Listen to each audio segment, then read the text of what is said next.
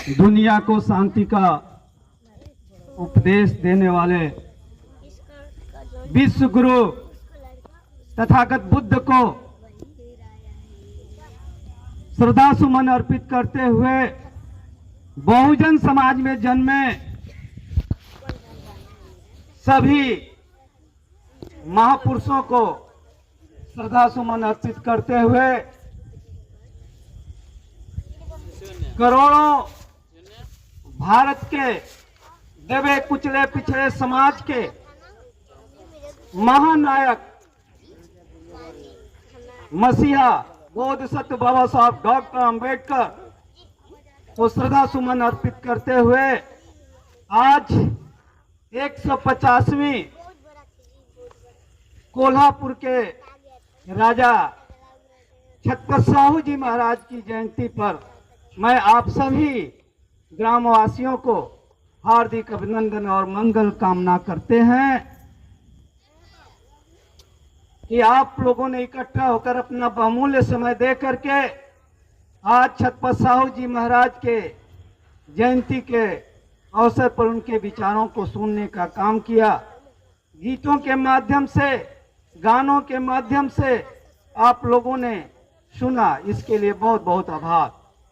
और मंच पर मंचासीन हमारे बतौर मुख्य अतिथि के रूप में डॉक्टर वेद प्रकाश निषाद जी, विशिष्ट अतिथि के रूप में सजनवा से चल करके आए हम लोगों के बीच में, हम लोगों के राष्ट्रीय अंबेडकर महासभा के गार्जियन स्वरूप श्रद्धे जालिम साहब, कवि एवं साहित्यकार एवं इस संगठन के संरक्षक के रूप में हैं। मैं उनका आभार व्यक्त करता हूं। और साथ ही साथ इस कार्यक्रम के संचालन कर रहे डॉक्टर बुद्धिसागर गौतम साहब, राष्ट्रीय महासचिव, राष्ट्रीय संगठन राष्ट्रीय अंबेडकर महासभा, और बतौर उत्तर प्रदेश के प्रदेश अध्यक्ष आदरणीय डॉक्टर रामचंद्र बौद्ध जी, और प्रदेश के कोषाध्यक्ष आदरणीय पुरुषोत्तम कुमार बौद्ध जी, और जिला के जिला अध्यक्ष आदरणीय शिवम कुमार निषाद जी, और जिला के महासचिव आदरणीय देवनाथ बौद्ध साहब, और तमाम हमारे नौजवान साथियों, माताओं, बहनों, भाइयों, चाचा जी और तमाम बच्चे को आप सभी का हार्दिक अभिनंदन और मंगल कामना करते हैं। आज हम लोग 150वीं जयंती छत्रपति साहू जी महाराज की मना रहे हैं। छत्रपति साहू जी महाराज एक कुर्मी समाज यानी पटेल समाज में जन्म लिए थे। तमाम हमारे वक्ताओं ने विचार विमर्श करते हुए अपनी बातों को वक्तव्य के माध्यम से रखा है। आप सभी लोग उनके जीवन संघर्ष को जान चुके होंगे। लेकिन जब यह देश आजाद नहीं हुआ था, आजादी से पहले छत्रपति साहू जी महाराज ने अपने शासन काल में हम सभी लोगों के लिए 50% आरक्षण देने का काम किया था। धन्य है छत्रपति साहू जी महाराज, उस जमाने में पिछड़े समाज के होते हुए भी हम सभी लोगों को अनुसूचित जाति और पिछड़े समाज के लिए आरक्षण की व्यवस्था बनाया था। आखिर क्यों बनाया था, इसका सवाल है। सवाल इस बात का है कि छत्रपति साहू जी ने प्रैक्टिकल के रूप में एक गांव में कम से कम 1 मन चना की व्यवस्था किया था, चना, और उसमें 10 घोड़े बुला करके लाया था, और कहा था कि जो घोड़े उस चना को दूर पर रखाया था, करीब करीब 500 मीटर की दूरी पर चना 1 मन रखा गया था, और 10 घोड़ों की व्यवस्था बनाई गई थी, और वह 10 घोड़ों ने जाकर के उस चना को खाना था।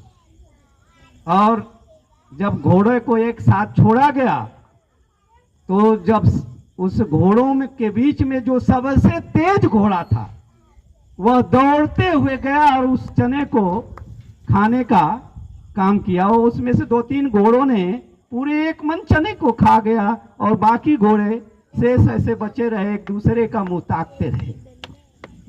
तो साथियों, सवाल इस बात का है कि देखे, जब घोड़ों की दौड़ को देखे तो छत्रपति साहू जी महाराज के मन में यह बात आई कि इसी तरह से हमारा जो ये 100% का जो ये हमारा समाज है, जो ये 85% के लोग हैं, यह उसी घोड़े की तरह 1 2 3 घोड़े उस पूरे चने को खा गए और बाकी शेष घोड़े 7 8 घोड़े उस चने को नहीं खा पाए।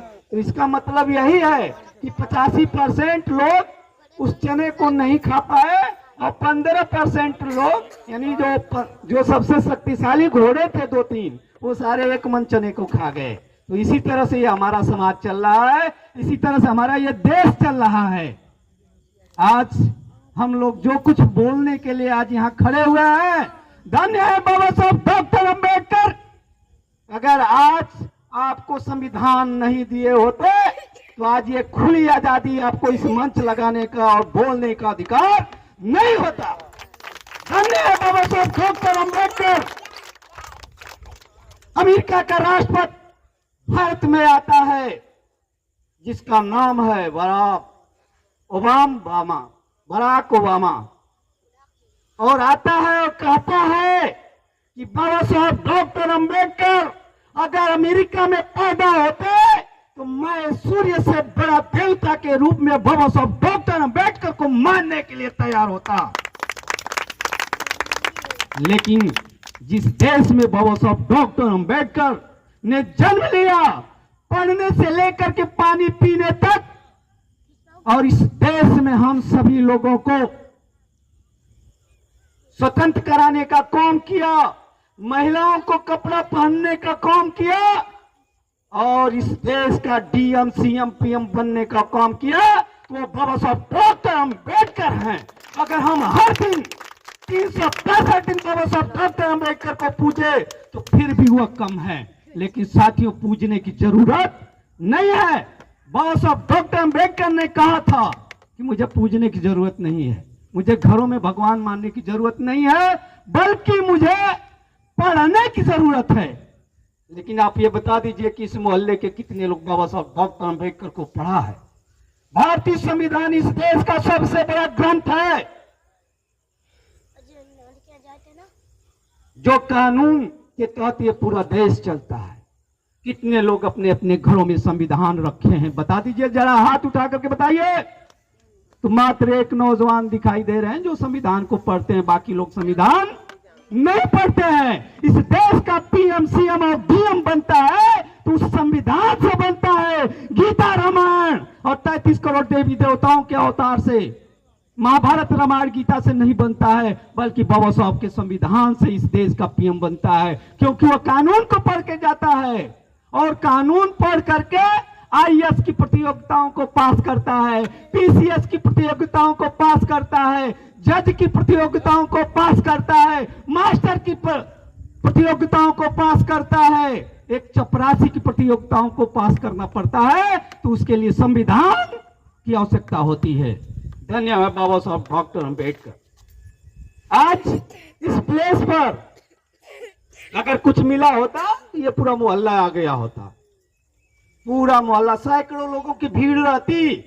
लेकिन आज इस मोहल्ले में हम लोग आपको सुनने के लिए और सुनाने के लिए आए हैं।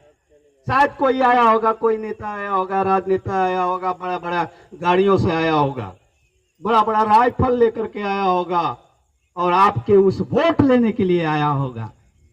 लेकिन हम आपके बीच में आए हैं, इसलिए आए हैं कि बाबा साहब डॉक्टर अंबेडकर को बताने की जरूरत है, तथागत बुद्ध को बताने की जरूरत है कि हम इस देश का नहीं, पूरे विश्व का हम विश्व गुरु हैं, जिनको तथागत बुद्ध के नाम से जाना जाता है। इस देश का प्रधानमंत्री जब दूसरे देशों में जाता है तो कहता है कि मैं तो बुद्ध की धरती से आया हूं, युद्ध नहीं करता हूं, लेकिन भारत में आए दिन युद्ध कराता है।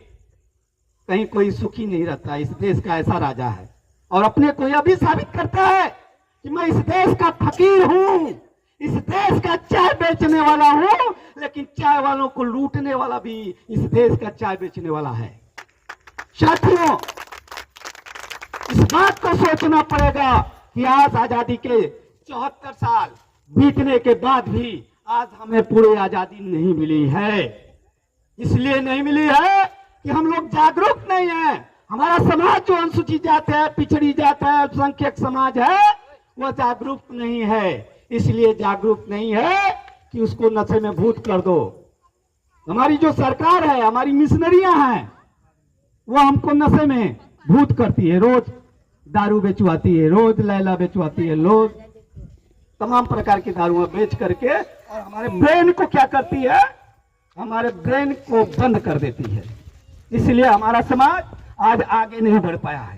बाबा साहब ने संविधान बना करके हम सबको 27% पिछड़े समाज को आरक्षण की व्यवस्था बनाया गया है और 23% अनुसूचित जाति, अनुसूचित जनजातियों के लिए व्यवस्था बनाई गई है। लेकिन क्या आज संविधान के मुताबिक हमारा कोटा पूरा हुआ?